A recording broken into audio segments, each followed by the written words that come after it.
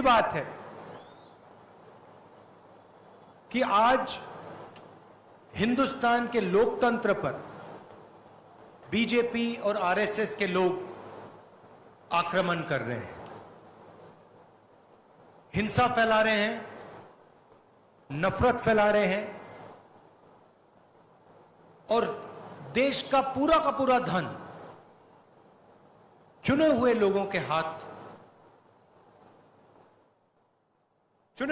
के हाथ कर रहे हैं। बीजेपी और आरएसएस की विचारधारा बसवन्ना जी की विचारधारा के खिलाफ है। जो भी बसवन्ना जी कहते थे उसके विरोध में बीजेपी और आरएसएस के लोग काम कर रहे हैं। कुछ दिनों में कर्नाटक में चुनाव होने वाला है और पूरा कर्नाटक, पूरा देश जानता है कि चुनाव में कांग्रेस पार्टी जीतने वाली है और भारी बहुमत से कम 150 सीट लेकर कांग्रेस पार्टी जीतने वाली है। आप देख लेना, जो 40% कमीशन वाली सरकार है उसको 40 सीट से ज्यादा नहीं मिलने वाली है।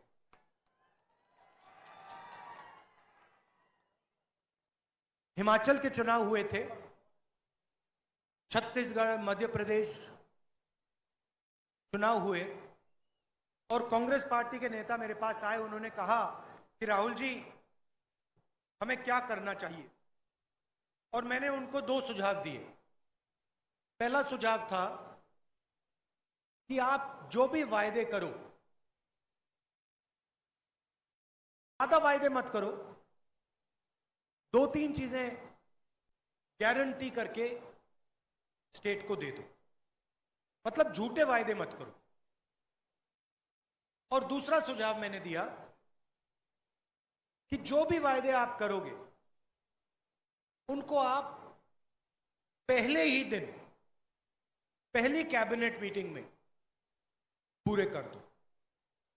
और वही मैं कर्नाटक के नेताओं को वही मैसेज देना चाहता हूं। नरेंद्र मोदी जी ने आपसे झूठे वायदे किए। उन्होंने आपसे कहा था कि हर बैंक अकाउंट में 15 लाख रुपए डालेंगे, कहा था, मिल गया 15 लाख रुपया। उन्होंने कहा था 2 करोड़ युवाओं को हर साल रोजगार देंगे, मिल गया 2 करोड़ युवाओं को रोजगार। उन्होंने कहा था काले धन को खत्म कर देंगे, नोटबंदी से काला धन खत्म हो जाएगा, नोटबंदी से काला धन खत्म हो गया। तो बीजेपी ने सिर्फ झूठे वायदे किए हैं। अब कांग्रेस पार्टी आपसे 4 वायदे कर रही है और ये जो वायदे हैं ये पहली कैबिनेट मीटिंग में कानून बना दिए जाएंगे। मतलब इनको पूरा करने में 6 महीने, 1 साल नहीं लगेगा। इनको हम पहले दिन, पहली कैबिनेट मीटिंग में कर्नाटक के लिए पूरा करके दिखा देंगे। ये 4 वायदे कौन से हैं, मैं आपको बताना चाहता हूं। पहला वायदा, और शायद सबसे जरूरी वायदा, जिसे हम गृह लक्ष्मी कहते हैं, 2000 रुपए हर महीने हर परिवार की महिला को। दूसरा वायदा, गृह ज्योति, 2000 यूनिट हर महीने मुफ्त में बिजली हर परिवार को। अन्न भाग्य, 10 किलो चावल हर परिवार के हर व्यक्ति को। युवा निधि 2 साल के लिए कर्नाटका के हर ग्रेजुएट को 3000 रुपए प्रति महीना और हर डिप्लोमा होल्डर को 1500 रुपए प्रति महीना। ये 4 जो वायदे हैं, ये हमारा पहला कदम होगा और इनको कांग्रेस पार्टी की कैबिनेट अपनी पहली मीटिंग में पूरा करके दिखा देगी। ये वायदे कर्नाटक के अरबपतियों के लिए नहीं है। जैसे नरेंद्र मोदी जी ने, कर्नाटक की सरकार ने 2-3 अरबपतियों के लिए काम किया, ये वायदे उनके लिए नहीं है। ये वायदे कर्नाटक के युवाओं के लिए, किसानों के लिए, मजदूरों के लिए और गरीबों के लिए हैं। और इन 4 वायदों से कर्नाटका के लाखों परिवारों की जिंदगी बदल जाएगी। थोड़ा सा मैं बीजेपी के बारे में बोलना चाहता हूं। मैंने शुरुआत में कहा कि बीजेपी को सिर्फ कर्नाटक में नहीं, पूरे देश में 40% कमीशन वाली सरकार कहा जाता है। और यह नारा मैंने नहीं दिया है, यह नारा कर्नाटक के लोगों ने, कर्नाटक की जनता ने दिया है। आपने पिछले 5 सालों में अपनी आंखों से देखा, बीजेपी के भ्रष्टाचार को आपने देखा और आपने सहा। प्रधानमंत्री जहां भी जाते हैं भ्रष्टाचार की बात करते हैं, मगर जब कर्नाटका के कंट्रैक्टर एसोसिएशन ने नरेंद्र मोदी जी को चिट्ठी लिखी और उन्होंने नरेंद्र मोदी से कहा, प्रधानमंत्री जी कर्नाटक में 40% कमीशन लिया जा रहा है, तो प्रधानमंत्री ने उस चिट्ठी का जवाब तक नहीं दिया। जब यहां पे मैसोर सैंडल सोप का करप्शन स्कैंडल हुआ, जिसमें एक एमएलए के बेटे को 8 करोड़ रुपए चोरी करते हुए पकड़ा गया, प्रधानमंत्री ने एक शब्द नहीं कहा। जब जॉब स्कैम हुआ, नरेंद्र मोदी जी ने एक शब्द नहीं कहा।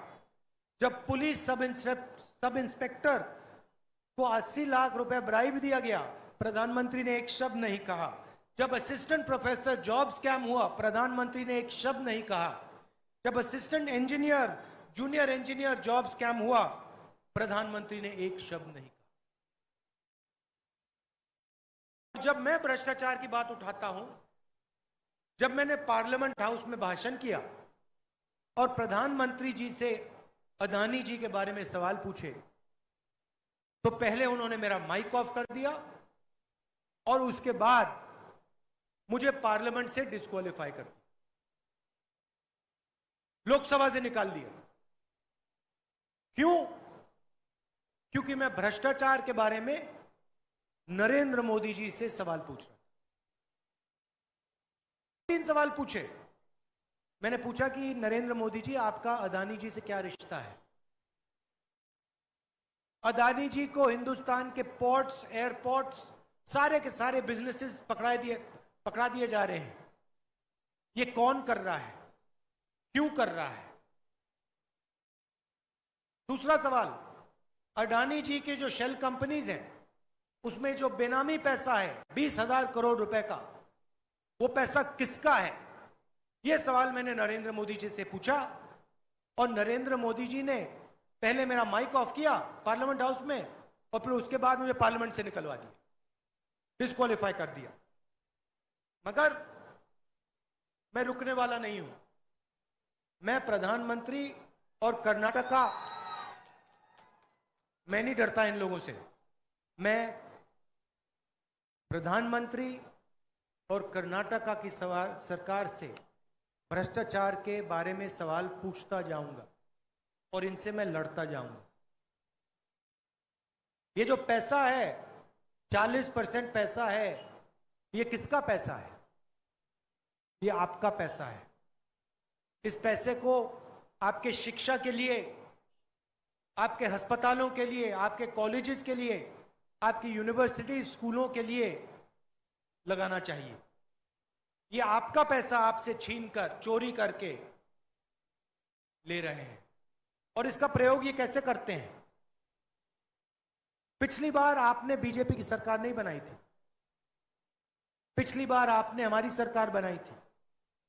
और ये याद रखिए, भ्रष्टाचार, चोरी के पैसे से बीजेपी के लोगों ने आपकी सरकार चोरी की, और फिर उसके बाद 5 साल के लिए 40% कमीशन खाया है, और ये फिर से कोशिश करेंगे।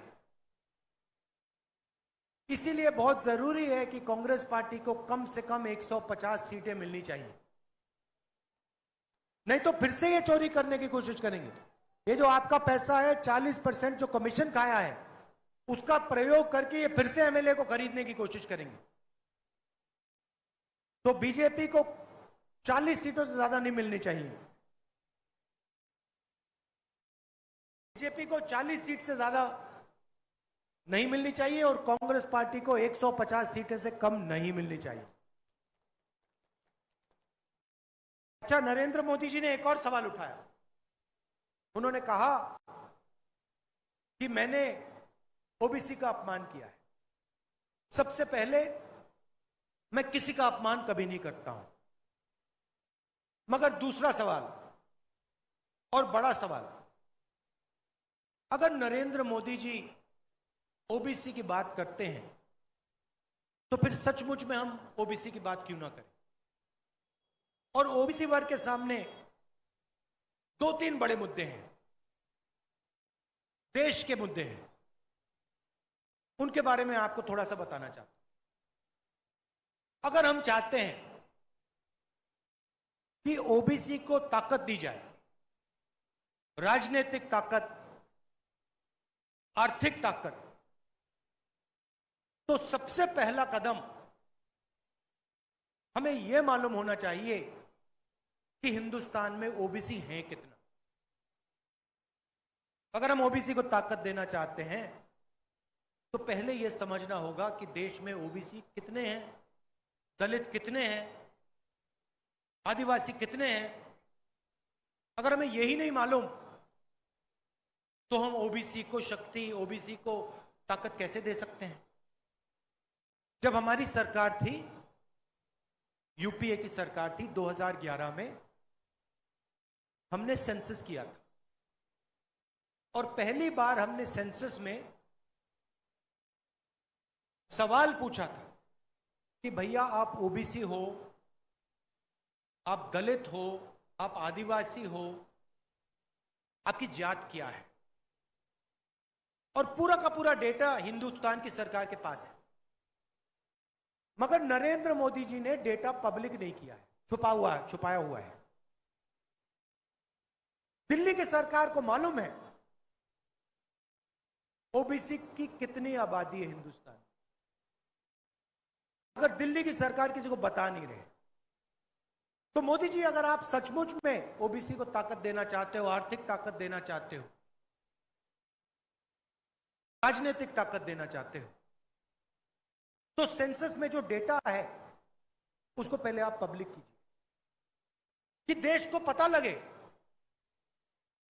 कि इस देश में ओबीसी वर्ग कितना है, दलित वर्ग कितना है, आदिवासी वर्ग कितना है।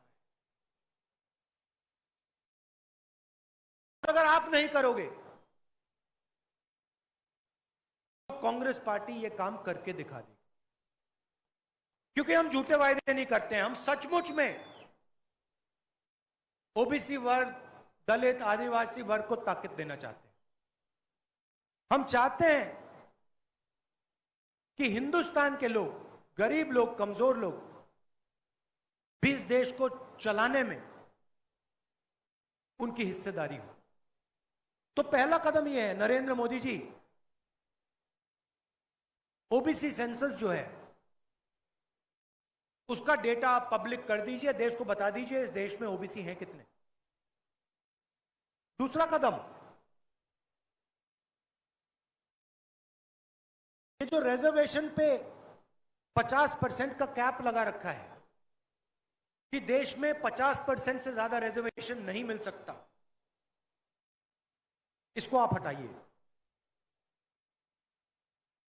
दूसरा कदम, सचमुच में आप ओबीसी की बात करते हो, सचमुच में आप शक्ति देना चाहते हो, तो ये जो 50% का रिजर्वेशन का कैप है इसको परे करिए।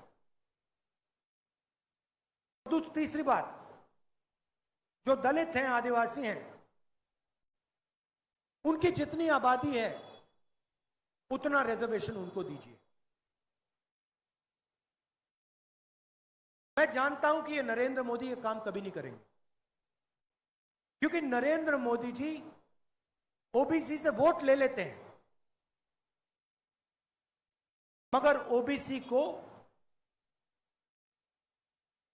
शक्ति, ताकत कभी नहीं देते।